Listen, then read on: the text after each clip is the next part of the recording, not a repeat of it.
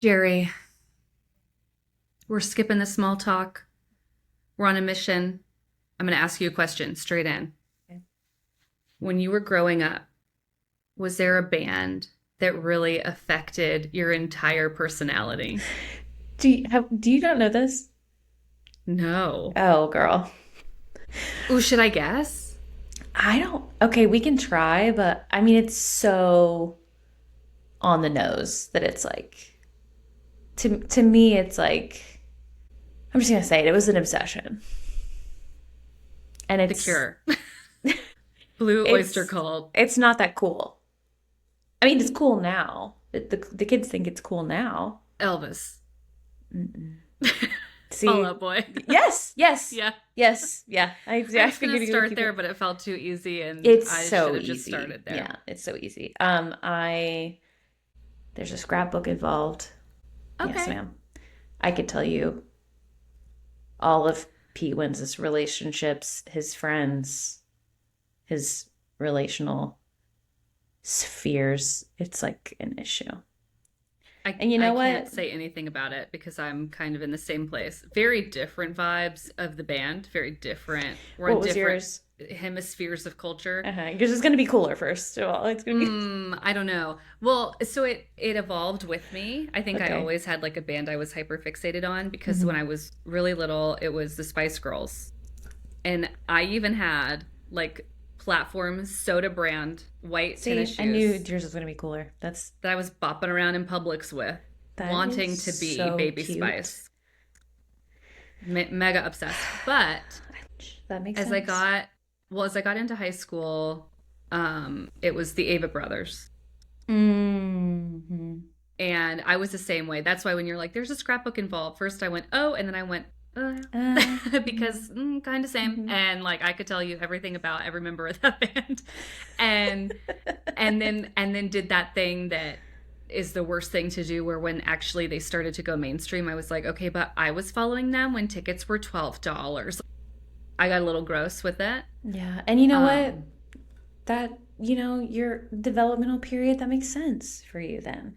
yeah, and I mean, don't worry, I'm still fully in. But I had my Same, little same. like pouty moment, and like Brandy Carlisle is a big one for me. But the Ava Hmm. Brothers, though, I mean, like my very first tattoo was an Ava Brothers lyric quote. Yeah. And actually, I was going to tell this story because I think it was the last episode where I mentioned that I worked at Walmart for a Hmm. time. Yes. And it's the one around my wrist, but it's decide what to be and go be it. And I remember this guy came through my line one day. I'm pretty sure he was like with his children. So stellar example of a human being. He says, what does that say? And I told him, and he looked at me and he said, is this what you decided to go be? First of all, what if it had been? There's nothing wrong with that. But also, rude. Like, he managed, it was honestly like a multi-dimensional insult. It There were is layers to it. multi-dimensional because I'm having multi-layered reactions to Yeah. it. Like no matter how you look at it, it's It like, ouch. like you do know that people exist outside of their job, correct? Yeah. Mm. Yeah. And of course, I, I think I said something as rude to him as possible to ensure I kept my job, kind of. But I mean, I wanted to be like, what are you? What have you done? But A anyway. man who is very hurtful to the people who are at the checkout counter, like Yeah. that's it. But I mean, I'm as far as embarrassing stories go, though. I mean, like I have plenty of them. The first time I met Seth Avett, I made this sort of sound Hmm. at him because because I could, because I couldn't quite find the words. Because again, when I tell you that I have followed them since they were not gay, like Yeah, this is yeah. yeah. And so we were all staying in Their the same infancy. hotel, and it was him and his first wife, and they came around the corner, and I'm getting out of my car, and I just went, ah, and he's looking at me. We're very close, and I'm just like, ah. And I went over and I introduced myself to him and his wife, and they were so nice to me, but I was mortified. Because I just I could I and then the very first because I've met all of them on multiple occasions now, Hmm. And then when the first time I met Brandy Carlisle, I just cried. I Yeah, mean, just like boohooed at her face. of course you did. Yeah. Yeah, that makes sense. But we've all done things. But I was just having this conversation with my friend Haley because we went to, do you know Stavros, the comedian, Stavy Baby? yes, and I saw it on your calendar. How was it? Yeah, girl, I had a blast. I listen to that man probably every day. I love Stabby Baby. He is my favorite comedian, or one of my favorite comedians. Him and Chris Fleming are like up there tied for Yeah. me. And there was this funny moment, and I've had a couple moments where I've met people. There is this thing that overcomes me that is this my ego is never bigger than when I meet someone who I idolize. Mm-hmm. And I'm not kidding. I'm the most nonchalant version of myself, unbothered. But on the inside, it's so incongruent though, because on the inside, You're I'm making that having sound a I made. fucking meltdown. There's been a couple of times where there's been this, like I was front row Billie Eilish before she blew up, Oh yeah. and she was like so close, and I was obsessed with her. Yeah. Same thing with Chaperone. Went to her show at the theater around the corner. It was like a $35 ticket. Yes. And Yeah. I'm like, but I'm freaking out. But I'm unbothered. And I'm like, girl, lose your cool if you want to. Mm. You know, there's a part of me that's like, you make a scrapbook. Be Make that scrapbook. be 12 again if you really want to be. Now that Yeah. my cat's decided to show you her. Excuse me. She said, "This is my idol." This is who you worship now, bitch. Anyways. Well, I wanted to ask because I think as I was thinking about this story and writing these notes, I very much was like, I just don't understand how a band could have such an effect on a person that it's like I will do whatever I think they're telling me to do, right? And then I kind of had to walk that back and go, I literally have multiple lyrics tattooed on my body. You know what I mean? Like I cannot sit here and go, I don't forget it. If I was aided Yeah. by any sort of drugs and more of a mental illness than I already have, I mean, who knows? Oh, I'm locked in. Who knows what I'm capable of? So anyway, I'm locked in. That's the one thing I think too, that the more and more like you know, settle into being a human, it's like actually recognizing that we're all capable of doing some pretty fucked up shit. You know what I mean? okay, first of all, absolutely. And let me just, this is going to be my, every episode, I'm going to plug this book. Everybody read The Gift of Fear by Gavin Yes. DeBecker. Because that's something he says is when people are like, I never could have imagined this. Yes, you can. Literally, if I told you right now, imagine the worst possible way that you could kill someone. Hello, because you just imagined it, you are capable of it. Like, anyway, It's a weird thought. it's a weird thought, but it's one that we all need to come to terms with because then we can start to understand that there is that all around us Yeah. and Befriending worse. it. Yes. Befriending the shadow, that literally the shadow self. That's what, I Yes. mean, that's part of it anyways. That's not all encompassing, but Yeah, nobody get too excited about that because we all know how I feel about uh-huh. about nonchalantly mentioning that. Uh-huh. Exactly. I'm like, not in that. Like, But that, like that's all I'm saying. But yeah, so in today's story, we're gonna take a pretty dark look into what happens when a band and its lyrics do drive your behavior and do drive your thoughts, and what can happen when you can't separate art from the artist, and your idol becomes your motive. And something else that I think about a lot when, and I'm thinking about this, especially thinking about parasocial relationships and stuff. I'm very indifferent toward Megan Trainor, but I see her stuff a lot now, and all the comments are the same of like, obviously her positivity for her body was fake and manufactured because now that she's on Ozempic and she's thin, clearly she wanted to be thin all along, and so that never could have been true. And listen, there's a lot of things that we could say about that to begin with, but I think a lot that some of the songs that you love and that you have grown up with and have been like, oh my God, this song is my favorite song, probably weren't even written by that person. Katy Perry's entire career, all of her biggest hits were written by the same person that wrote most of Britney Spears' greatest hits. Like Yes. these people that we say, these are my idols, or this is my favorite band, or oh my God, I cried or made a crazy sound when I saw them. They're not always that person. Now, granted, I'm talking about singer-songwriters, so that's not true for me. But still, and I'm sure that you know exactly who wrote all the Fall Out Boy songs, but still, it's like, generally speaking, when it comes to a lot of mainstream music, we get a little too caught up in like, okay, because I heard this song, I now know their story. And Yes. Yes. And that I think I'm having a couple of thoughts. One, so much of what we've already talked about involves music. interesting. There's so many things like the Source Family Cult is the first thing I thought of, where they started the band. And then I thought of another one that was like connecting that there's also connected to music. Whatever, there's another one too that we've covered. I don't know if we've released it or not yet, but it'll come to me. But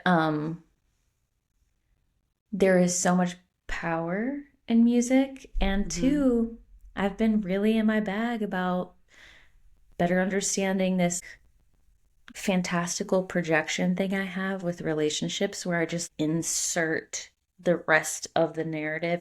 Yeah. And artists, anyone, celebrities, they're the perfect vessel for that, because depending on how they market themselves, you can insert whatever fits your desired fantasy of who this person is and what they fulfill in your life. And so, I mean, there's and then we so get much into stalkers. And again, read Gavin DeBeggar's book. Yes. So content warnings today include violence and a lot of discussion around suicide. I will mention some more graphic details than usual. Okay. But it's just like in a fact-based way. I think I decided it was important. So not like the podcast that you and I talked about.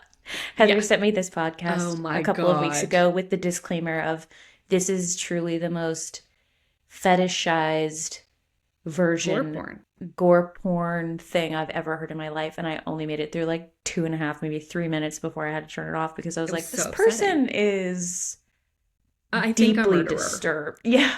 Deeply and for disturbed. some quick context, he literally is like an ME and was being interviewed on this true crime docu-series sort of podcast about a crime I won't mention. I don't want to like give any breadcrumbs as to what it was, because I don't even want to give it any credit.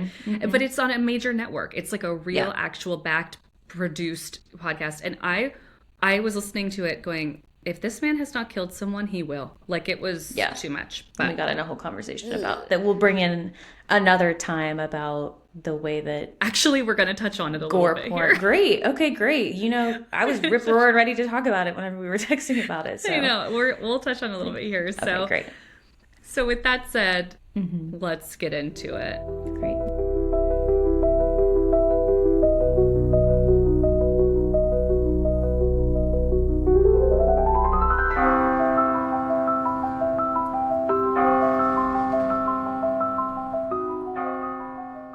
Our intention is to bring understanding, openness, and curiosity, not sensationalism. Listener discretion is advised. Okay, so this story is going to take place in a time when parents are already on high alert because of Satanic Panic.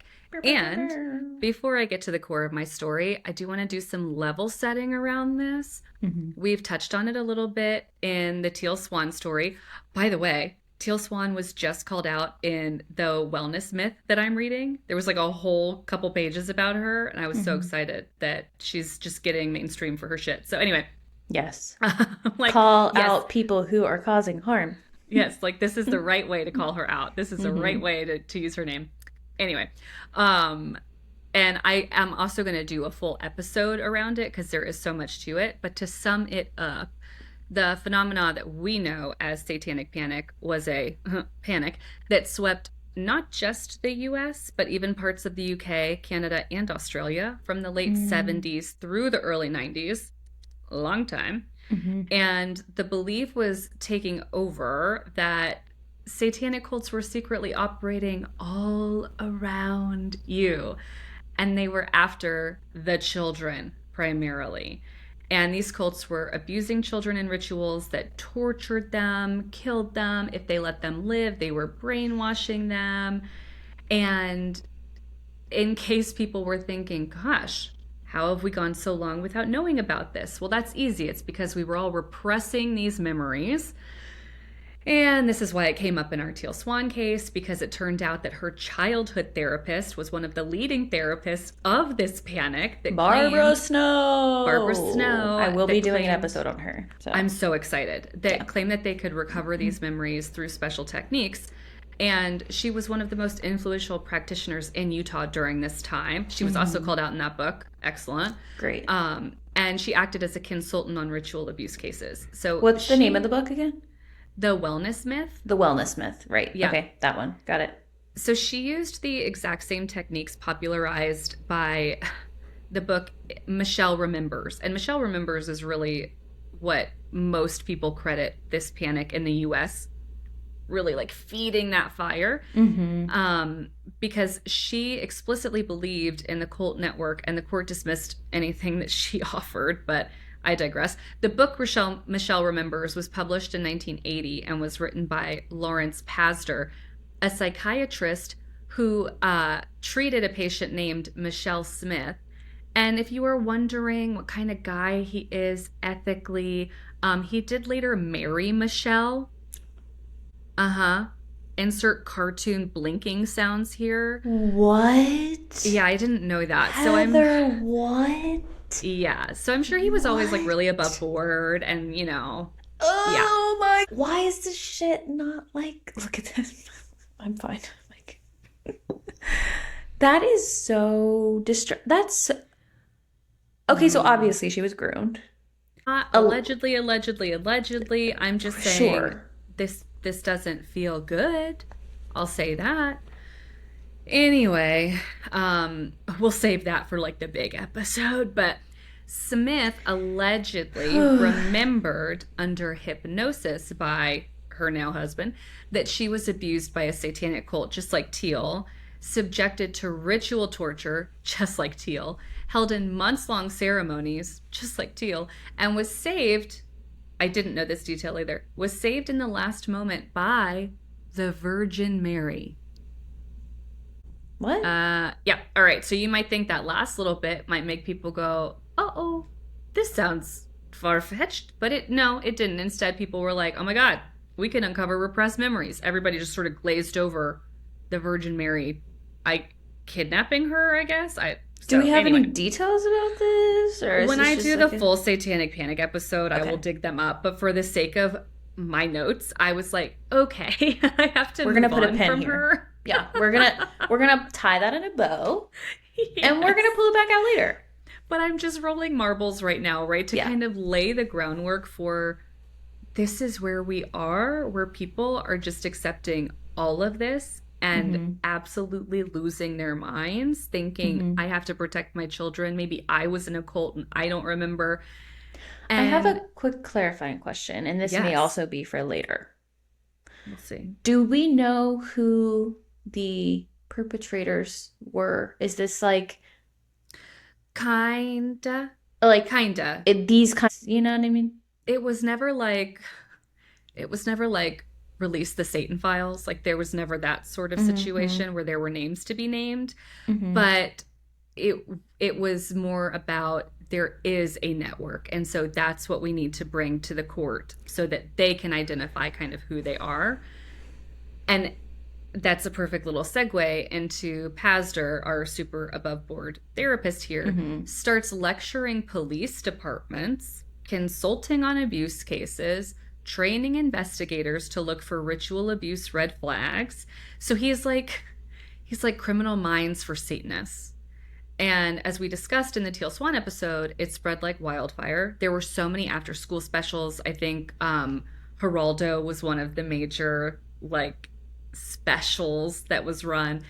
And to your point of who are we actually after, the main case here is the McMartin preschool trial in California, where the children were interviewed hundreds of times. These are preschoolers, because allegedly they were remembering satanic abuse, and these babies described after, again, hours and hours and hours of questioning, underground tunnels, which were never found, flying witches, never witnessed, animal sacrifice, not corroborated, secret rooms, didn't exist, and obviously it went nowhere. And of course, now we know that it's when you interrogate someone like that, no matter their age, you can coerce a confession of any kind. It's incredibly problematic.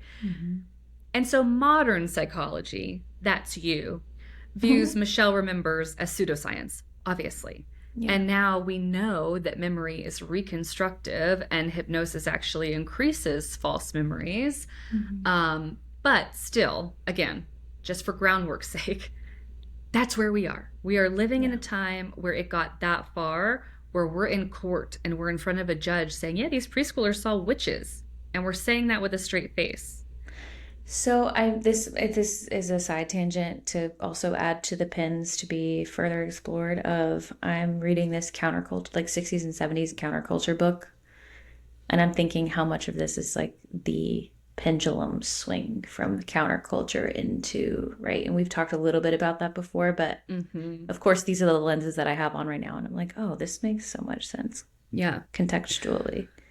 Well, yeah, and I mean, that's a whole other thing, right? Where that counterculture is what really allowed for, like, Manson, for instance, to have these beliefs and these thoughts and have people going like, yes, this is what I want to follow and this is the doctrine that I vibe with, right? Crossing that threshold of any kind of socio-political change over into it, teetering over into, oh, these are the things we can use to dismantle the, right? Yeah. Yeah, and I think in both cases we kind of see the pendulum swinging too far, right? Where like we just went right past like this is good and just straight into like uh-oh. Children's safety and making sure that children aren't getting exploited and sex trafficked. Great. Gosh, doesn't that sound like it's still a problem? Yeah, we can't seem to figure it out. So against this backdrop, one song would become infamous, and not for what it said forward, but allegedly for what some claimed it said backward. So, knowing all of this is happening, I hope I've set the stage. Yeah. Come with me to 1985. Okay. As a timeline marker here, the preschool case that I mentioned started in 83, and that trial had been going on for about a year by now. Okay. So we're really in the thick of it. Like, tensions are high, people are divided and on edge about these cults, their existence, evil in general. And also, as an aside, that case wouldn't resolve until 1990. Yeah. And I am not a paid sponsor, but once again, let me mention Gavin DeBecker, because in The Gift of Fear, he talks about this case, and he does a great job, and I highly recommend, even after listening to this, everybody needs to read that book. So let's talk about Judas Priest. Okay, great. So they're an English heavy metal band formed in Birmingham in 1969. And they are widely considered one of the most influential acts in metal history. So they got really popular for their twin guitar sound. Rob Halford had these really operatic vocals, and visually they had a very like leather and studs, borderline biker daddy kind of aesthetic that became synonymous with the genre at this time. And Judas Priest really defined what heavy metal looked like and what it sounded like. And by the late 70s, early 80s, albums like British Steel had pushed them into the mainstream. And so they were getting super duper successful. And for the most part, I mean, everyone into that kind of counterculture, as it were, knew who they were. Yeah. But that success also placed them squarely in the crosshairs of cultural anxiety, because this is the same time when just being in that genre alone portrayed you as sort of dangerous, immoral, evil, question mark. You know, like you were corrupting the youth. You're a bad influence. I don't want my kids to listen to you, that sort of thing. Yeah. And so whether fair or not, with fears about subliminal influence and moral decay, the broader climate set the stage for one of the most infamous moments in music related legal history, which was a lawsuit claiming that their subliminal messages allegedly influenced listeners' behavior. In fact, in 1990, they were taken to court in a civil lawsuit brought by the family of James Vance. You know, I've only ever heard this in the context of like not knowing if it was real or not. Do you know what I'm trying to say? Oh, like backwards messaging, subliminal stuff? Yeah, yes, like or just this instance just in general. I've Oh, yeah. heard this my whole life, but I didn't know if it actually like went to trial or if there was a court or that you know what I'm saying? Or Oh, if there's yeah. something that went to court or Well, you're going to know all about it in just great. a minute. So it's December 23rd, 1985, and 20-year-old James Vance and his friend, 18-year-old Ray Beckelknap, are in Reno, Nevada. They have been having a wild night filled with a lot of drinking and listening to their favorite band, Judas Priest. And they're also doing a lot of drugs. No way. And of course, I feel like when you say like they're doing drugs, people picture like sitting there with like the worst possible drugs. I'm sure they were smoking a shit ton of weed. Yes. They probably got their hands on some cocaine. They're just and they were stoned wilding out of their out. mind. Yes. Yeah, like they were getting like Up too or down or up or down or up. exactly too much, right? They were not good. And so usually this kind of night does come with some cravings, and the kind that they had were very unique. Because whereas I hypothetically might want like junk food, or maybe someone might want to like smoke a cigarette, they were after violence. Not necessarily death, allegedly. They planned at first to get their fix by going on a shooting spree at a nearby mall. So they had been partying in Ray's room the way we used to think like all rock stars partied in hotel rooms, like, because they absolutely trashed the place. Like they destroyed everything in his room. And then when there was sort of nothing left to do in there, they jumped out of the window with a shotgun in tow. Okay, so maybe they were doing a little bit more than just smoking weed. I mean, I'm just thinking if you're drinking a ton, if you're smoking weed, if let's say you got your hands on some cocaine, if you already have kind of a predisposition to, you know, like it's like that case that I sent you yesterday. She was, when you kind of listed all out on not that much stuff, and she murdered her best friend. Like, anyway. Wild. Yeah. So they started running. They ultimately didn't do this, you know, shooting spree at the mall. But They didn't. They didn't, but Okay. they did wind up running to a nearby church. So the staff at St. Augustine Church was already excited for its biggest day of the year, which is Christmas. And of course, they expected that that following day, there would be a huge gathering of congregants for their, you know, Christmas Eve service. And they were right. There would be a huge gathering that next day. But those gathered on Christmas Eve would be just feet from where the bodies of James and Ray were found. They had stood beside the church and shot themselves in the mouth. Questions? This is not where I thought this was going. Right? I told it that way on purpose. It's almost like you're a storyteller. What's happening? Yeah. Okay. Like they So- shot each other? Or like they shot No. themselves? This was a suicide pact. Self-inflicted gunshot wounds. There was 2 guns? One gun, so they had to go one at a time. We're going to talk about it. So DeBecker points out that after a tragedy, family members obviously start to ask why. Why am I a child? Or how could this have happened? Or why did it happen? Or why didn't I see it coming? And it's a painful and fruitless exercise. There's never going to be like comfort that really comes from any of those answers, even if you find them. Yeah. But because of the unique setting of this time, James's mother pointed their blame at a very specific direction, which was directly in the face of heavy metal band Judas Priest. and the mom and pop record store that sold the record Stained Glass to her son. She What felt weird that the displacement. store, yeah, so she felt that the store should have anticipated that this album and its lyrics would result in the boys entering this suicide pact.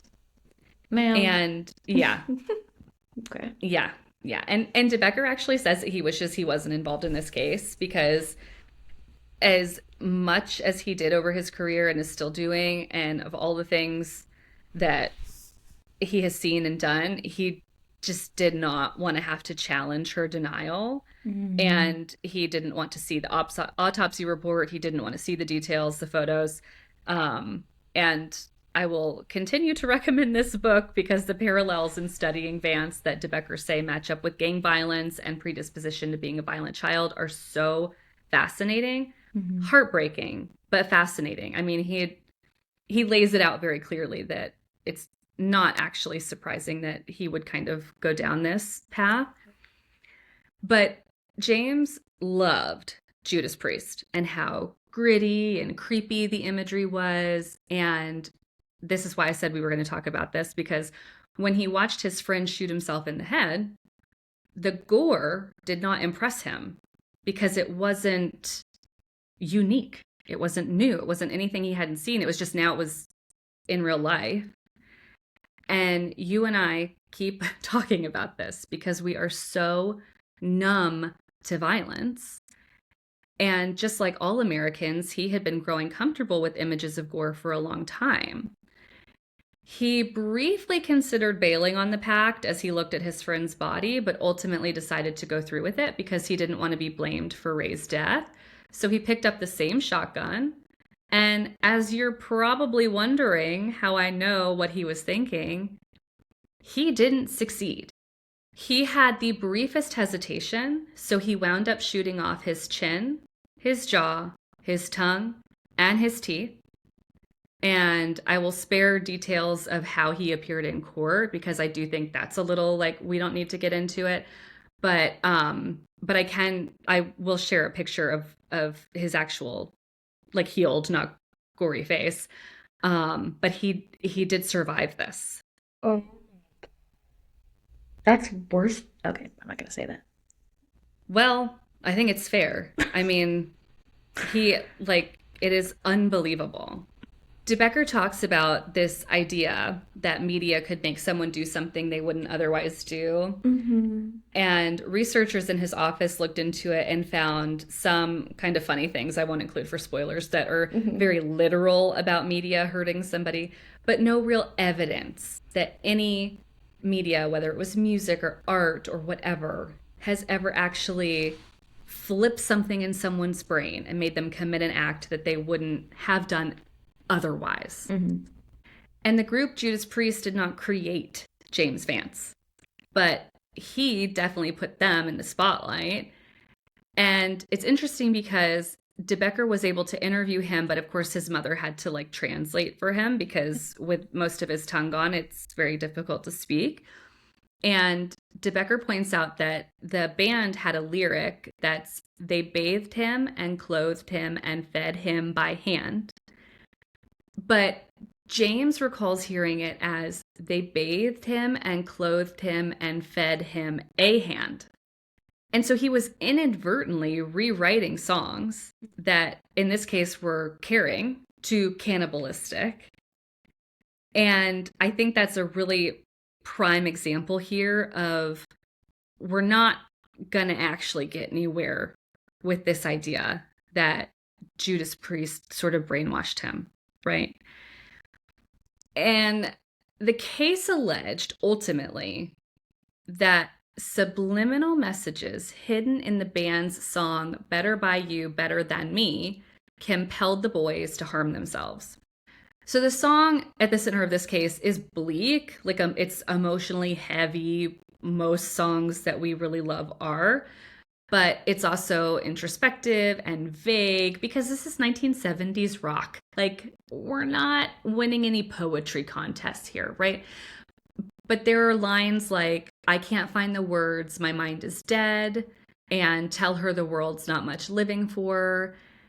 And yeah, I think that definitely sounds like being emotionally exhausted. I think that we could probably all find some sort of connection somewhere in there, but it doesn't sound like instruction, right? It's Yeah. not some sneaky instruction manual. Subliminal. Yeah, it's someone articulating that they feel lost. Mm-hmm. And the line that really set people off comes later, which is, guess I'll learn to fight and kill. They'll find my blood upon her windowsill. And even there, it's speculative. It's borderline rhetorical. It's not Yeah. a plan. It's not really even clear. Like it to me very much is it gives me the feeling of just like trying to sound like it's like creepy and like scary, right? Yeah. Like Yeah. if I say the word blood, it's like ugh.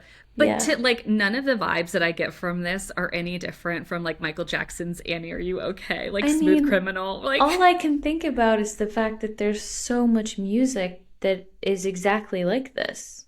There's so much other media yes. and movies. I would Yes. argue that movies are even more Yeah, because so much of music influential. is the fact that it is just up for interpretation. Yes. That's kind Yes. of the beauty of art in general, right? That Uh-huh. you kind of you see what you want to see, you take what you want to take. Hmm. Like you and I could listen to the same song, and if I said, "Okay, tell me what that song was about," we would probably say two different things because we're coming at it from two different places. So, also worth noting, and I kind of teased this earlier, Judas Priest didn't even write this song. It's so funny. It's a cover of a song, Yeah. actually. You know what So it's this not feels even that like? someone else wrote it. It's someone else's song altogether. It feels like in Scooby-Doo when they rip the mask off of the monster and it's just like some Just a old guy. white dude that's just Yeah. like, "Meh," like it's just like so Yes. unscary and like Mm-hmm. not Mm-hmm. actually a monster. It's like, yeah, no, it's not even them. Like if you just take like if you just Literally a inspect cover of it. a song. Yeah. Well, and it wasn't intended as a narrative about Uh, suicide or violence in the first place. But in court, the focus wasn't really the lyrics anyway. The argument, which I think is actually even more frail, is that there was a hidden subliminal command, specifically the phrase, do it, embedded beneath the music. That phrase does not appear in the lyrics at all. It was only heard after the audio was slowed down, mhm. isolated, replayed repeatedly, and, crucially, suggested to listeners ahead of time. Okay, so we're saying the argument. Okay, so they're saying the argument is that this is subliminal messaging that can only be even understood and interpreted in a conscious way by manipulating the song. Ding, ding, ding, ding, ding, ding, ding. Okay. Yes, yes. And it tells us less about the song and a lot more about how like grief, suggestion, moral panic can Hmm. reshape meaning when people are just desperate for an explanation. And make no mistake here, I'm a mother. You're not, but you're still a human being with empathy, right? Like Hmm. I I understand and I do not blame his mother for grasping at anything Yeah. to say, this cannot be my child. This Yeah. cannot have been a choice he made. This, Actively. he surely he wouldn't have ever left me on his own accord. It had to be an external source, Yes. or And I hear not that and me. I understand. Yeah. And so I am definitely not, I'm not making fun of her. I'm not poking fun at any of Hmm. this, but it is, I mean, absurd. Hmm. Yes. And James told lawyers that he would do it if that was anything for the band at all. He said if the band had told him to kill the president, he would have done it. Oh God. He said if the band said, let's see who can kill the most people, he would have gone out and done something terrible.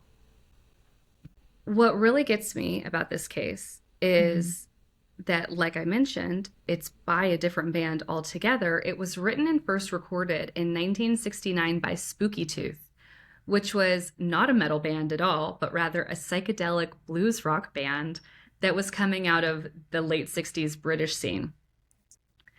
It was not designed to provoke or outrage. They were very much this like hazy, introspective space alongside bands like Traffic and early progressive leaning rock.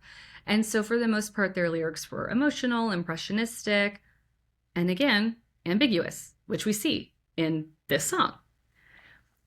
So, their version of the song came out more than a decade before Judas Priest ever touched it. And for all those years, it just existed, right? Like nobody ever came up and did anything horrible and, blamed it. There were no lawsuits, no headlines. It was just a moody song. And honestly, that describes a lot of late 1960s rock, describes a lot of music in general. And one of Spooky Tooth's key members was Gary Wright, who would later have mainstream success on his own, which gives you a sense of like how rooted this band was in the broader, like normal rock ecosystem at this time. But that's the thing. Like the lyrics didn't suddenly become dangerous just because a metal band covered them. The words didn't change, but what we do have shifting in that time is this cultural moment. Right? This satanic panic timeline of course, this is feasible because look at all these things that we're now realizing are feasible because we have repressed that these things have happened. And you really see how we're kind of primed to go, sure, okay, yeah, makes sense to me. I mean, by the late 80s, like I said at the top, heavy metal had just become this easy villain. Like, don't let kids listen to rock music, right? And it had been seen before, because I mean, even Elvis was too rock and roll when he hit the scene, right? But then things moved on, and then again, we just see it in a different way. Like I said, his mother helped interpret what he said because his speech was obviously very impaired. But James had previously had an acquaintance who tried to kill himself, and he claimed that he had a drug problem. And when he was being interviewed by Gavin DeBecker, he made this comment about, yeah, my friend that tried to kill himself had a problem with alcohol, and that always made sense to me because alcoholism makes people violent. And of course, DeBecker points out, like, I wonder where James could have gotten such an idea, kind of hinting at like, I'd really like to know more about his childhood, and I'd like to know more about how he was raised, and so again, I'm not alleging anything. I'm just pointing something out. Mm-hmm. And he played, he described playing a game that he called War a lot, where he pretended to be in gunfights, and he would pretend to be a criminal, always trying to shoot his two cops that were played by his other friends. Mm-hmm. And he had a lot of aspirations, might be too heavy of a word, but he had hopes and dreams. Like at one point he wanted to be a gun mason. And that, he didn't chase anything down with that, but he wanted to do something with music, and he didn't chase anything down with that. So he never could quite like commit to kind of finding himself. Mm-hmm. But what he did know about himself was that the news was always very violent, and violence excited him. And he was very clear about that. He said, violence excites me. He also said that for his whole life, his entire 20 years, he had felt incredibly ignored. And he perceived the song Hero's End to be about how you have to die to get attention. So a bad relationship, the stars being right, the tide being out, no. He said only the lyrics on the album encouraged him to do what he did. So he's like, it didn't, nothing else mattered. It wasn't anything else. It was only these lyrics. He's very, like, he is 10 toes down on that's the thing. And of course, like I said, Gavin DeBecker shuts this down. Mm-hmm. But he just wanted the scrutiny off of him and his family. And the thing that surprised me the most when I dug into this court case was they never played the song backward. Like that, when you're looking it up, you hear a lot about like, oh, when you play it in reverse, it says do it. But that never happened. That's actually just become sort of like a, a bad rumor about the case. It happened the way I described it earlier, where they did isolate it and they slowed it down and all of that. Wow. But the allegation that there was this subliminal phrase hidden underneath the music was demonstrated. But the tiny fragments of sound that were isolated were also looped and replayed over and over. So you're literally, can you imagine? I would have a panic attack just sitting there listening to this same like looping part of a song way slowed down. And don't forget, they had been told in advance, like, you're going to hear the words do it. Oh my God. And that, my friend, is a very real thing called pareidolia. So what's really important here is how manipulation was involved. So the audio was filtered, selectively amplified to make a very breathy, half-formed sound resemble speech. And when someone tells you, okay, listen for do it, Yes. your brain goes, okay, I'm going to hear do it. This is expectation bias. And it's the same reason that people hear words in static or see faces or shapes in clouds. And before this case, no one had reported hearing this phrase just listening to this song. And again, it had been out since the 60s, right? Like in some form or another. And the defense pushed back really hard on this. And they showed that if you slow down and dissect basically any recording, especially vocals mixed with instruments, you can make it sound like anything if you try hard enough. Of course you can. And the You judge... can manipulate it in any way, shape, Any or way. form. Yeah. Yeah. You could be like, this says listen to alter ego. And people would be like, oh my God. Oh my God. Yeah. I hear alter for sure. Like, of course. And the judge did ultimately agree. And he ruled that there was no credible evidence of any sort of intentional subliminal messaging. And that what people were claiming they were hearing was just incidental. There was no backward masking. There were no hidden commands. And pareidolia is just your brain being good at doing its job, because it's the same reason why if you're watching Ghost Adventures. That's exactly what I was thinking about. The ghost shows. And they play something, if you don't look at the little white text that they put on the screen and you're just trying to hear what it is, maybe you'll still hear something, but it's going to be something else.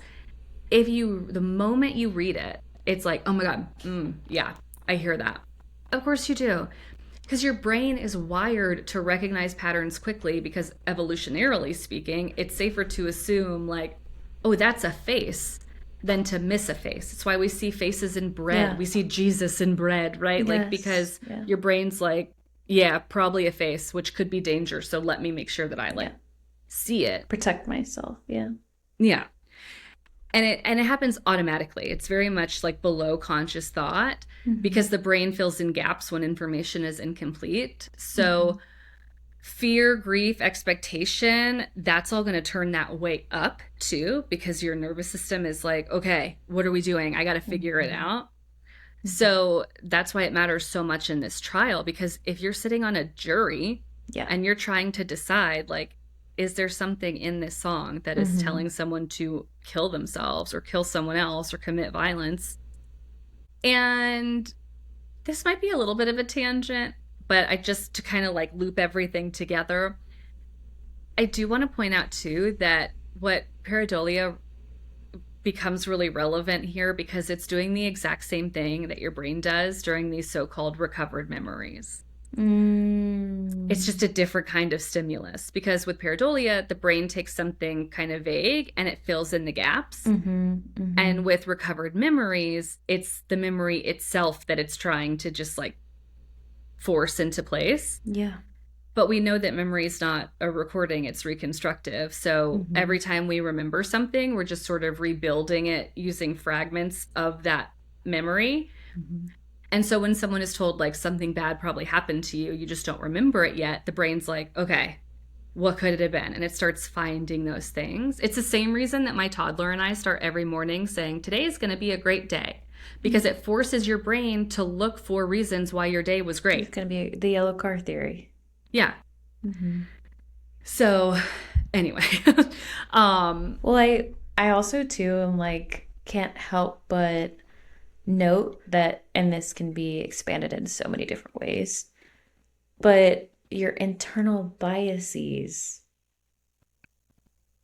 are everything here. yeah, yes, And I'm just going to leave it at that. Whatever is ingrained in you socially, culturally, generationally, that is where this manifests. And that's why it's so important to be aware of the things that you've internalized. yeah. Well, and that's the other reason too why DeBecker points out that he's really, really disappointed that James ultimately did succumb to his injuries. He passed 3 years later. Wow. And he says, I hate that I didn't get to really interview him in depth and learn about his childhood and what his life was like growing up. Because again, just what he knew of him and his interviews that he did get, he was able to parallel, like, oh, okay, well, this is the same that creates gang violence. This is the same thing that happens if you have this experience or this type of trauma or, whatever. And so I think, especially coming from this side of things, right? It would be very simple if we did have those things to go, he could have been listening to meditative spa music, and eventually he likely would have done something violent. And I think it's heartbreaking that this happened at all, certainly. I can't imagine how difficult those 3 years of his life were, living the way that he lived. I feel my deepest sympathies to him and to his family. And I think we can also look at this and say this was a really unfortunate way of trying to cope with something that I hope none of us ever have to try to cope with.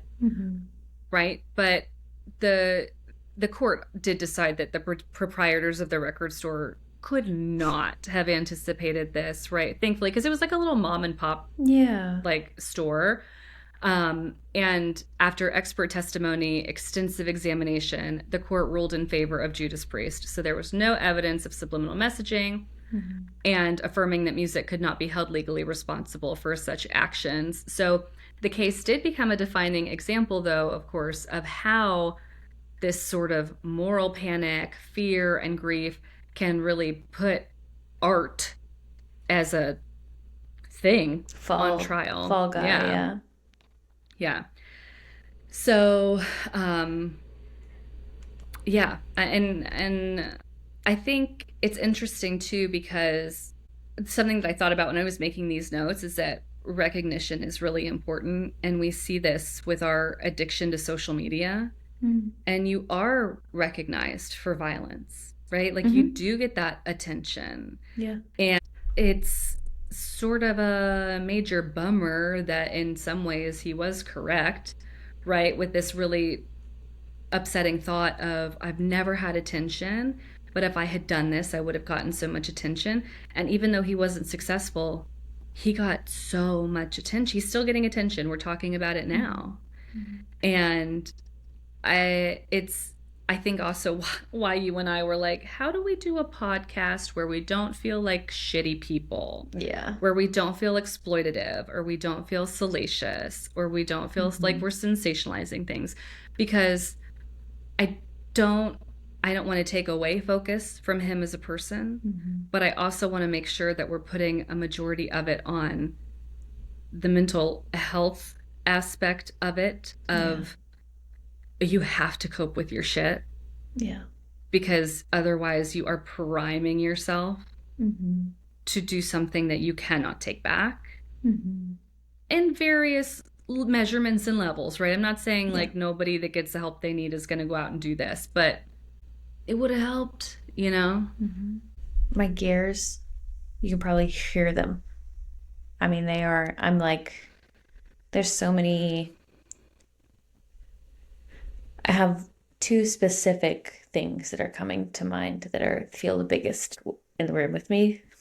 And one is I really am desperate to name whatever I don't know how to even formulate it, whether it's the sensation, the function. A sociologist maybe could help us out with this as far Mm-hmm. as what is the phenomenon that happens or phenomenon, Phenomena. phenomena. Mm-hmm. Yeah.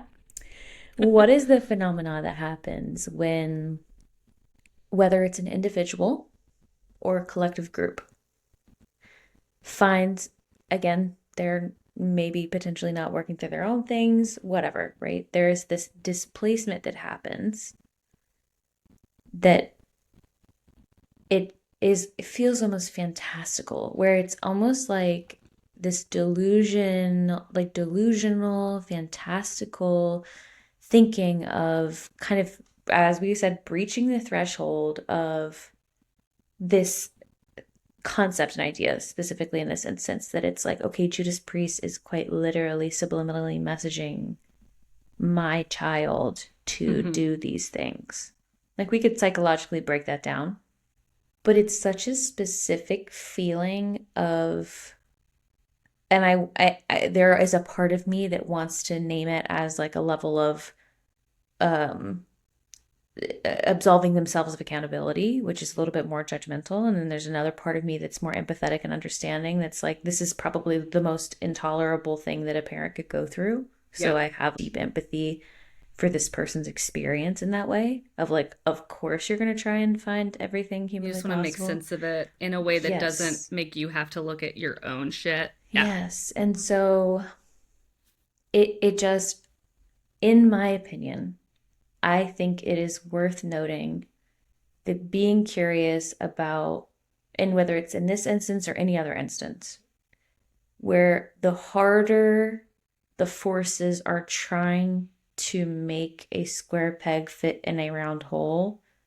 it's like just blaring alarm bells are like, hey, actually, what we need to take a look at is what is it that this person is so deeply, what do they find so deeply intolerable, that this is where it's all being rerouted into this displacement, right? It's almost like these alarm bells for, hey, they are telling us that there is some sort of thing that needs to be acknowledged here, basically. I guess I am putting words to it, but I haven't quite put it so succinctly, like, because it happens collectively too. It's like filet à deux. It's this, it can happen collectively, it can gain momentum. This, obviously satanic panic that you're describing.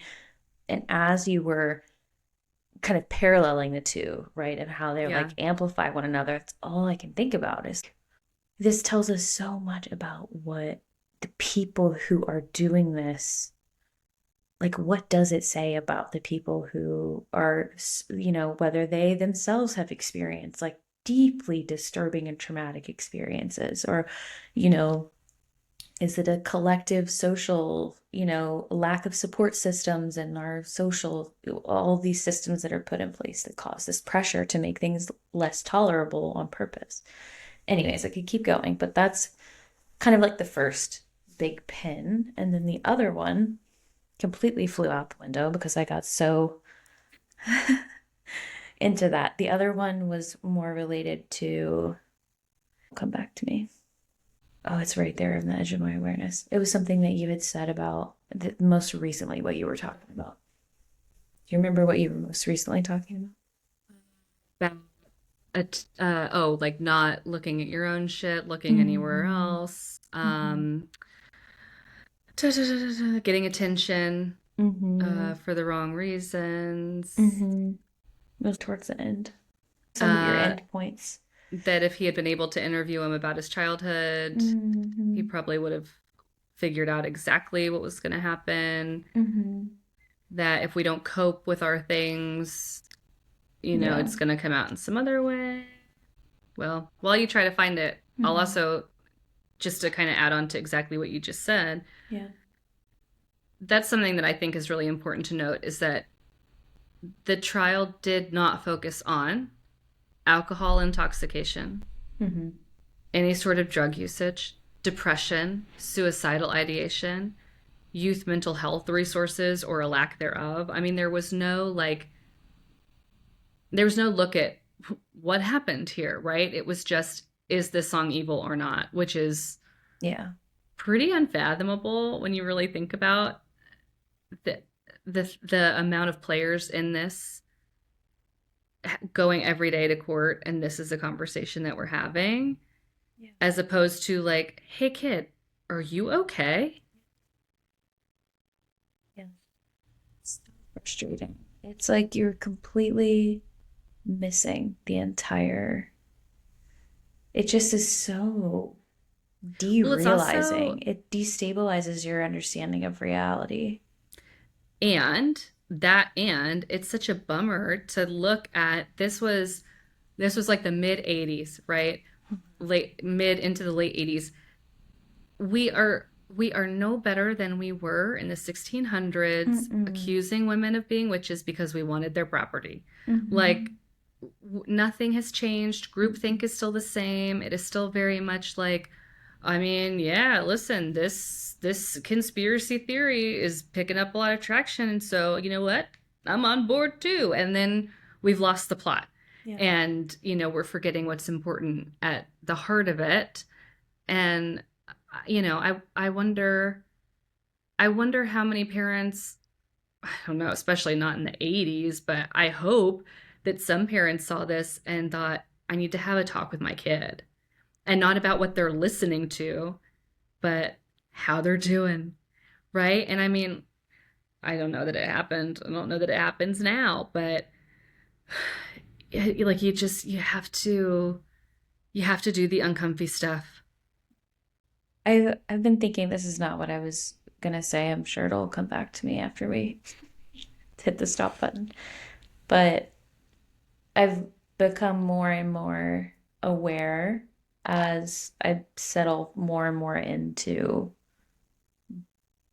just this career that, which it feels so weird calling it a career because it's like, how often do you like, it's like career inception. It's like my lived experience in my life, but also is my job that I do. Like, I don't know, like the things I work through in therapy directly impact the job that I do, obviously. Yeah. And I have really settled in with this concept of, and if, anybody listening, you like in therapy, I firmly believe that your therapist can only take you as far as they've been with themselves. And I thought about that recently as a parent. And I'm like, whoa, okay. Because as uncomfortable as it sounds, even to come out of my mouth, I've also been reconciling with the fact that a lot of what I'm helping people do is reparenting themselves. Yep. And here I am, like, I don't ever want to birth any children.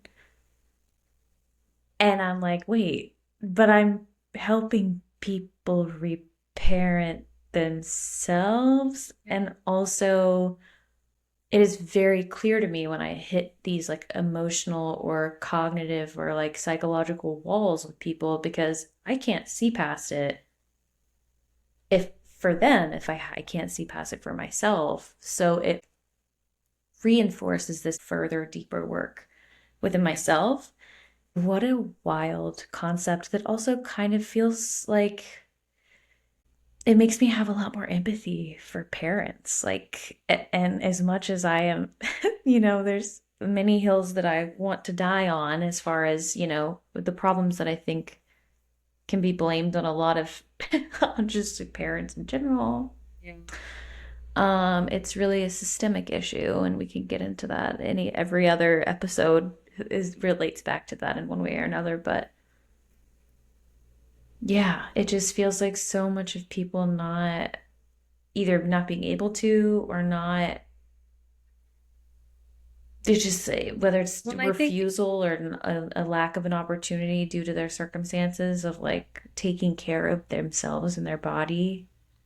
I think you it's the know? crossroads that you come to, and I'm sure you do find this as a therapist the same way that I find it as a parent, is that there are moments pretty much every day when you can choose to handle a situation exactly as you remember it being handled, or you can turn left and just go, I'm going to do it like this. Mm-hmm. And, for better or for worse, because you may come out of that and go, all right, maybe the way that my parents handled it was better. Or you may come out of it and go, I wish that's how it had been handled for me. And I'm proud of what I just did.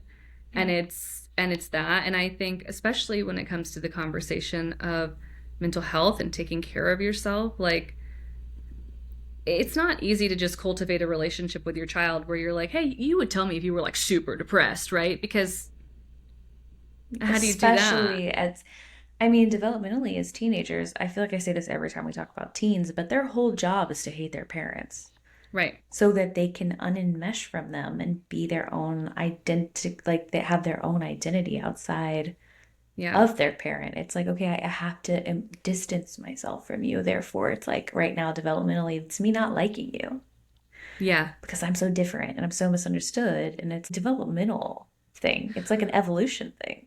Well, and I think that's why it's important too. And listen, maybe this is a hot take, but I think it's important to be able to tell your kid, like, I love you all the time, but I don't like you right now. Mm-hmm. Just like you should be able to tell your partner that. You should be able to tell your best friend that. If it's always just like, you're perfect all the time, you can do no wrong, that's pretend, you Yeah. know? But there's a very big difference in, I hate you and I hate everything you represent, and I'm going to slam the door in your face because I hate you and I never want to see you because I hate you, Mm-hmm. versus I am so uncomfortable with everything happening right now, and I don't want you trying to be a part of it, and I need to figure it out. Mm-hmm. And when I am ready to put words to it, I know that I can do that with you because you're a safe place and you've always been a safe place. Yeah. And that's, I think, the most that you can hope to do as a Mm-hmm. human for any other human, right? That whole idea of like, we're all just walking each other home, like, we're all just people, we're all just trying our best, Mm-hmm. and none of us know what we're doing. It is every day, the goal is to survive, Mm-hmm. right? And it's a choose your own adventure. Yeah. And certainly there are plenty of hormonal imbalances and chemical imbalances and all sorts of things that can make it difficult Mm-hmm. to choose the adventure that makes you feel good every time. But I mean, I just have to think, especially thinking about this case, there were opportunities. Yeah. That's all I'm saying, is that Yeah. there were opportunities where someone, if they had just paid a little bit more attention on either side Yeah. and had felt a little safer on either side. Mm-hmm. And again, I'm not saying it would have undone anything. I actually don't think it would have, but I think it wouldn't have led to this. It wouldn't have led Mm-hmm. to let's sue a rock and roll band. It would Mm-hmm. have been like, I tried my hardest to help. I hate that I didn't help enough. Like, you still would have had hurt, but I just Yeah. think it wouldn't have been the reach that it became. Yeah. A reach. I like that framing of like when there is that acknowledgement of that's a really far reach. And what you're doing is actually reaching all the way past the point around the other side and grabbing onto the thing that actually is not even grounded in a shared reality. Therefore, we can't be in the same place together and I can't hold you Beautiful. accountable. Yep. Yeah. Yeah. So I mean, Yeah. kind of a bummer of a story, but I mean, I think a lot of ties into a lot of things that we've already talked about, because again, we have this cultural thing happening Mm-hmm. and then this sort of subculture happening within that, Totally. Yeah. and it's all interwoven, and it's Mm-hmm. all just like, God, at any turn we could have made a different choice, or we could have been better educated, Mm-hmm. and so many details could have been so completely changed here. Yeah. Wow. This was really good. That's my story. This was really good. I sure at some point I'll remember what that second big thing was hanging out with me. It's like funny because I can, you know what I think is going on? This is fun to name in real time. Is when I can feel like something hanging out with me and I can't put words to it. I have that to meaning making to me right now is that some parts of me don't consent to verbalizing it. Oh, interesting. And so I'm like, maybe some parts of me just don't want to say it out loud. And Yeah. I'm like, Maybe I'm oh, not ready maybe to I'm not. make that a real thought I'm yet. gonna chew on it a little bit more. So as I chew on it, I'm sure I'll bring it into some other aspects that Yeah. we talk about. But this was fantastic. Thank you so much. Thank you. Thanks for listening. Okay. See you later. Bye, everybody. Bye.